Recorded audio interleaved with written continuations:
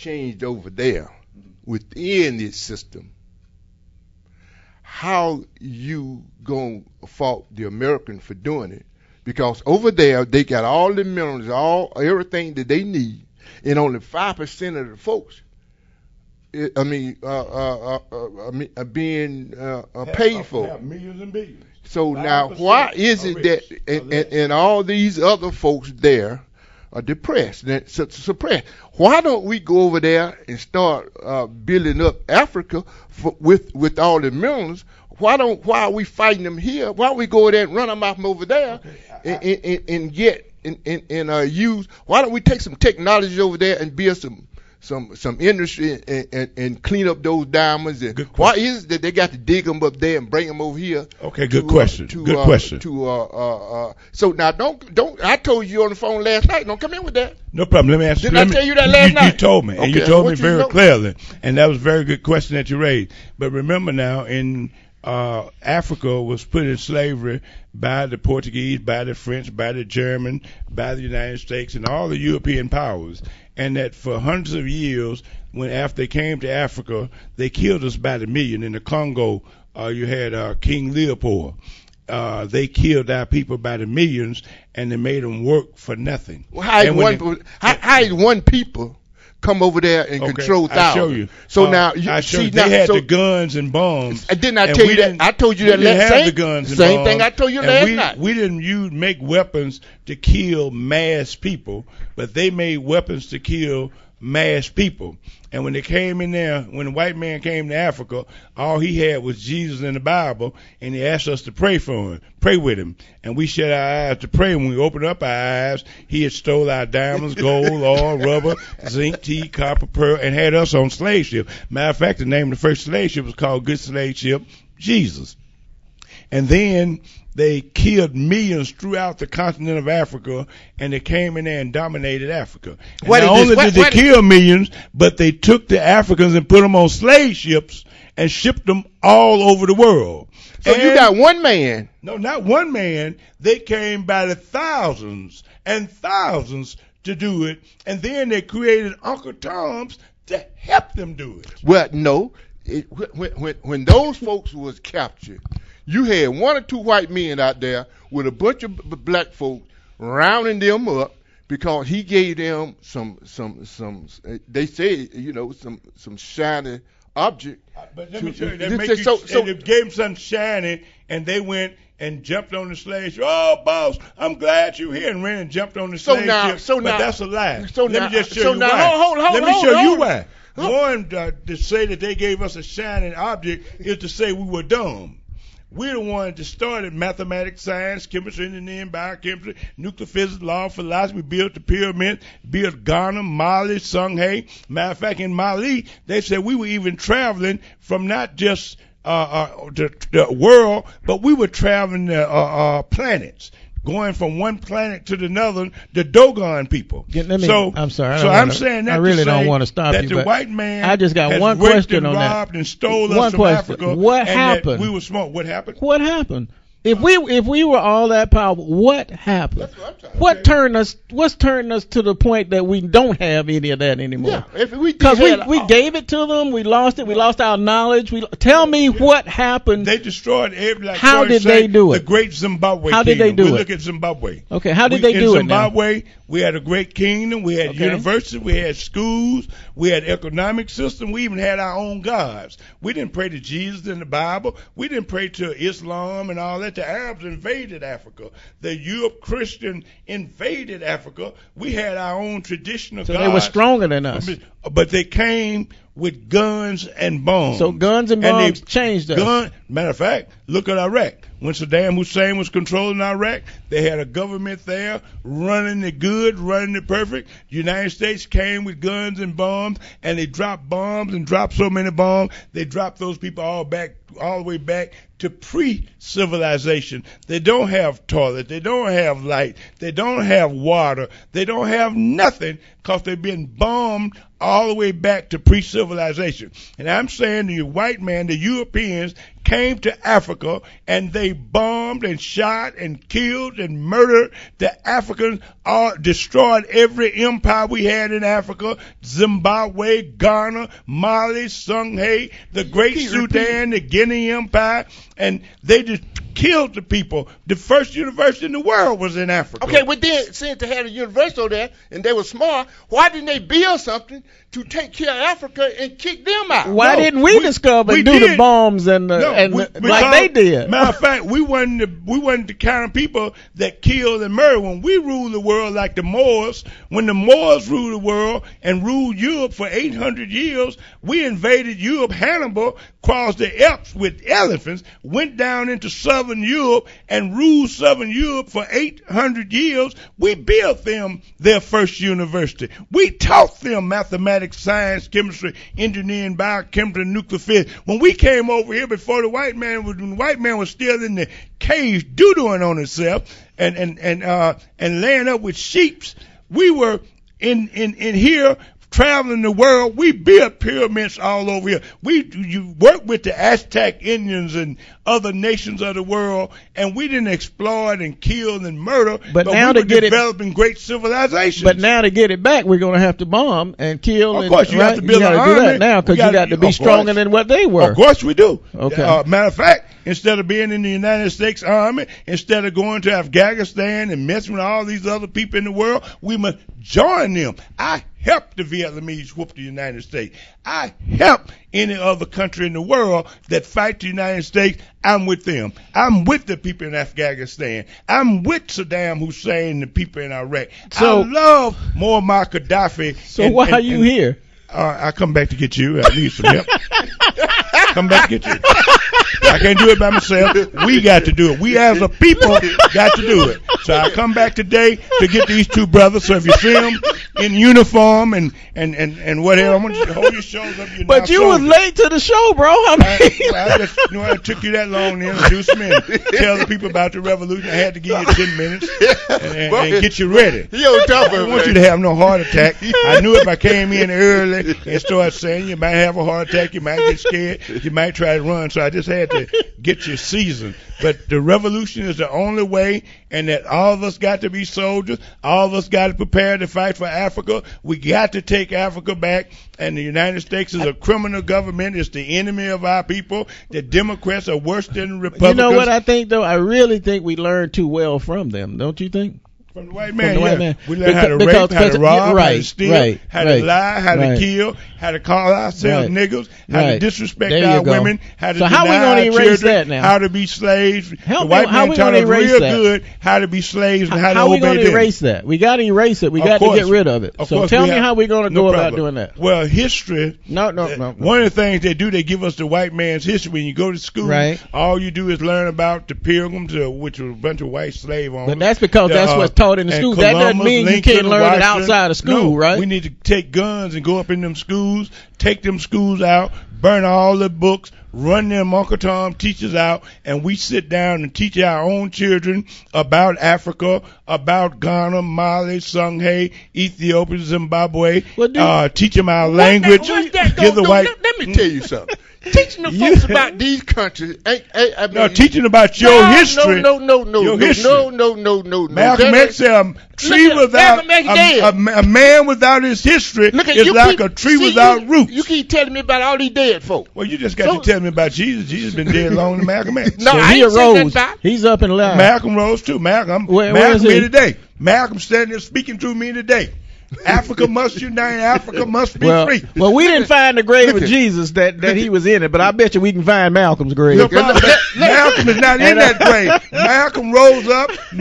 In the name of Pan-Africanism. Marcus Garvey rose up. Matter of fact, look at Martin King. Martin King went to his grave. When he went to his grave, he led 100 people, and when they put him in the grave, he came from the grave, and every year he lead hundreds and hundreds of thousands of people all over the world. Okay. Now let's get back to realism. He's heard today louder than he was before the bullet shot him in the mouth. Bullets don't kill. Let's get back to realistic. See, some of that stuff that you're saying is philosophy, and it sounds philosophy good. is true, and it sounds it's good. a true philosophy. Hold it, and it sounds good. Let's get back to realistic. Let's get back to every word I said is realistic. If you can show me one thing that I said that's not realistic, I'll give you a brand new Mercedes-Benz. Matter of fact, it's right outside the studio right now. They are putting a radio in it. And if you can prove one word I say on this show today not to be realistic, not to be real true, I'll give you the keys to a Mercedes-Benz that's right outside the door. I got one right now. Get the keys ready, brother. Because your Mercedes-Benz was not made by an African-American man. Everything it takes to make the Mercedes-Benz come from Africa. Everything, the iron, the copper, the steel, the motor, the rubber tree, the oil and gas they put in it, they come to Africa to get it. And where you bought that car from, that dealership that you got it from. I stole it. I went down there and stole it from the white boy. Yeah. Let's get back to let's get back to what it's going to take to strengthen us instead of, like I said, our history will strengthen us. Your history, we need to study our African history. History is history will make you powerful. That's a bunch of rhetoric. Of course, when you study your history, if you don't know what you have done, you won't know what you can do. Look here, I'm gonna tell you about history. History just inform you that you know what them other folks doing. No, I'm talking about your history, not somebody else's history. Who are you? Where do you come from? What did you do for millions of years before the white man invaded you? What did Africa look like before the Arabs and the Europeans invaded Africa? Did we have mathematics? Did we have universities? Who's going to teach that? Did we have great civilizations? Who's going to teach that? We have to teach it. We as African people. Okay. So we don't really Chinese can't teach African history. So we don't really have to bomb the schools or kill the teachers and get rid of the Uncle Tom. If we do what we're supposed to do at home. No, that ain't true. Okay, we gotta go and get our children. Don't let nobody else teach them lies that they teach at the schools or even in the churches and wherever these philosophers are. We need to burn up all the televisions or take over them and teach them, or have groups like this teach going to programs like this going in our people's houses and teaching our people ourselves, and get the white man and them lies that they tell out of our house and away from our children, because they're doing nothing but corrupting our children. The schools don't teach our children mathematics, science, chemistry, engineering, biochemistry, nuclear physics, but it teach them to be a slave. And even when they teach them that, they teach them to use it for the white man. We got to use it to build Africa. Okay, now let me say one question. Since you done did all that talking, and we're gonna get back realistic. See, let's be straightforward with it. If we, and we do have all the resources. We got all this technology. Africa's the richest country in the world with all the resources. You're right. Okay, we got all the resources. We got all this technology, and we're just as smart as anybody else. Why is it that we let a little place like Japan come up and build the cars we have to buy? Why is it we let China have to make all they make everything but air? Make everything but air.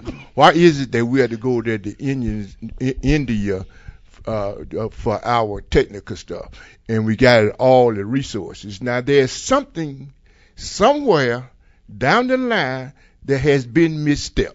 Yes, sir. Now and now you can right. sit here and you can talk about what we need to do, but we need to have a roadmap as to do it. Right. Oh, you ain't giving me no roadmap. All you giving me was what we should do, and the rhetoric is that what's happened.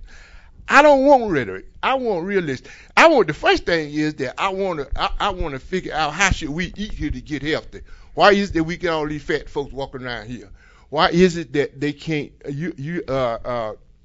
like you can jump in here, you energize, and you can run and keep going? Why is it that these young folks can't do that? Why don't we start teaching them in the beginning how to eat right, how to get their mind right? Because if you fat and all that fat clouding your mind, you can't think. Well, you ought to know that. You're a smart man. You're absolutely so now, right. Where are we with coming out of the ground? We need to dig it up out of the ground. I agree. You're absolutely right. And that back in slavery, the white man ate the ham and the good part of the hog, and he gave you the guts that he didn't want, and the feet and the head that was garbage. When he threw that in the garbage, you were hungry and you had to get that out the garbage and eat it. And that today you're still eating the guts and the feet and the poison that the Europeans and these other that they give us to eat. And today they give it to us in Kroger's, they give it to us in the corner stores. All that, everything in those corner stores ain't nothing but high blood pressure, diabetes, and stuff to make you overweight. The fact of the matter is, we're under the diet that the slave master give us, and that we are slaves, and we still eating his garbage, his tater chips and his sodas and his other garbage that he continue to hook us on and drug us with, candy and other stuff he drug us with. And that until land is the basis of all power, if you're going to feed your people, if the Chinese were going to feed their people, they first had to have a Chinese revolution.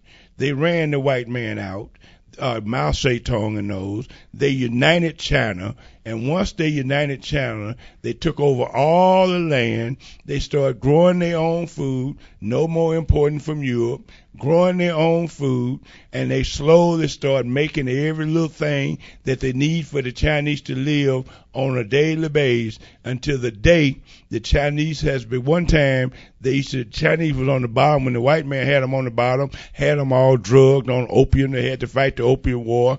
The French and all of them had them on opium.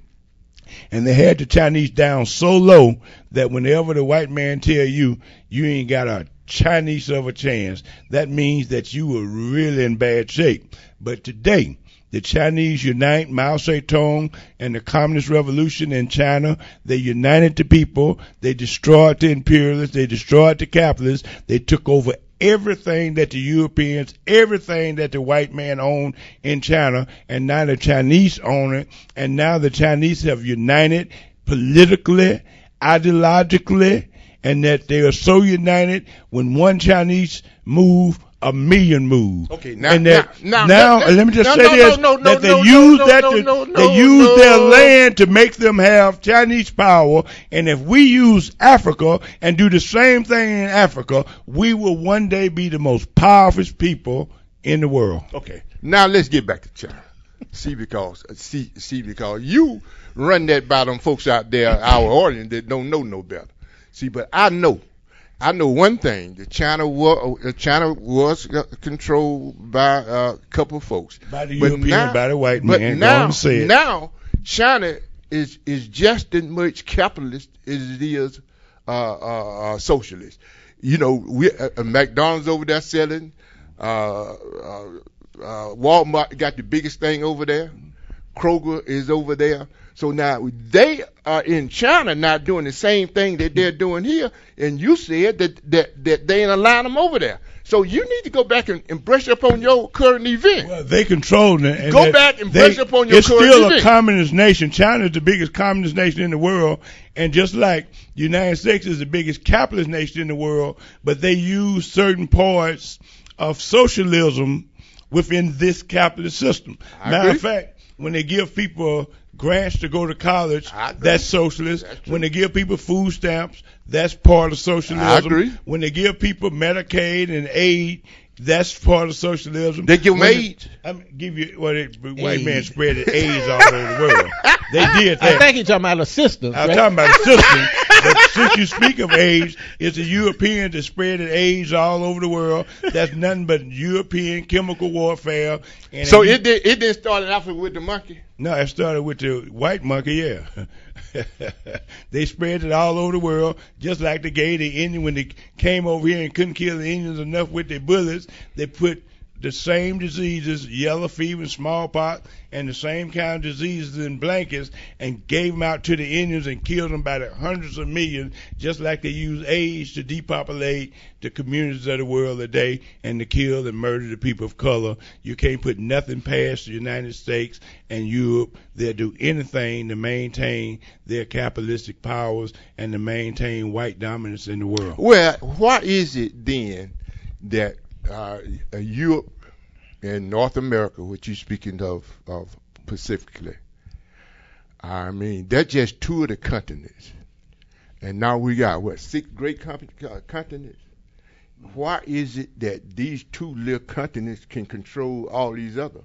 Because militarily they have gone over and they have conquered the world militarily. And they use their military all over the world to control people. And anybody that stand up against them, speak out against them, just try to take and use the resources for the people, like Kwame Nkrumah tried to do in Ghana, or Sekou Touré in Guinea.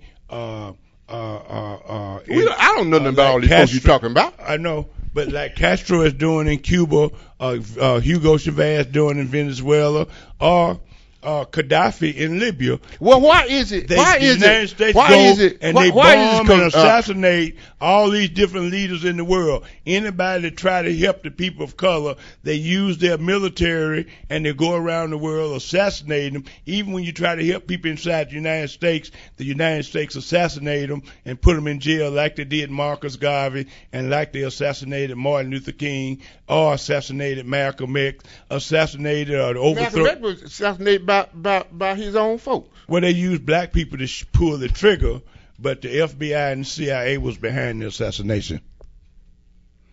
Oh yeah. Oh yeah. Well, we could say that about Martin Luther King, but we really can't say that about Malcolm X. I just said that. Well, even if you can say it, I want to know, why is our mentality so weak that we have to engage in it? You're a slave. You're a slave. You're nothing but a 2011 slave. I don't know how you can say that. What are you? A slave. Okay. And you're here representing. Want to be free. And you're here representing Africans and the slaves of the world that want to be free. I represent Hugo Chavez and the people of Venezuela. Okay, I represent Fidel Castro. I represent Robert Mugabe. Hugo Chavez. I definitely represent. Doesn't he own an oil company? He owns oil, and he's taking he's taking over all the oil companies. Isn't that what you was talking about? That's who's raping us, and that's who's doing it. That's absolutely not. That's what you said earlier. Now, the oil in Venezuela was owned by Gulf Oil, Standard Oil, and all these people. And even though they had oil, they were very poor. But when Hugo Chavez took over the oil, he nationalized the oil, and now the oil companies in Venezuela are owned by the people of Venezuela. But this is how they count. They go 1 million for you, 20 for me. 1 million for you, 20 for me. What Venezuela is trying to... So they're empowering themselves. That's what he does. That's what he's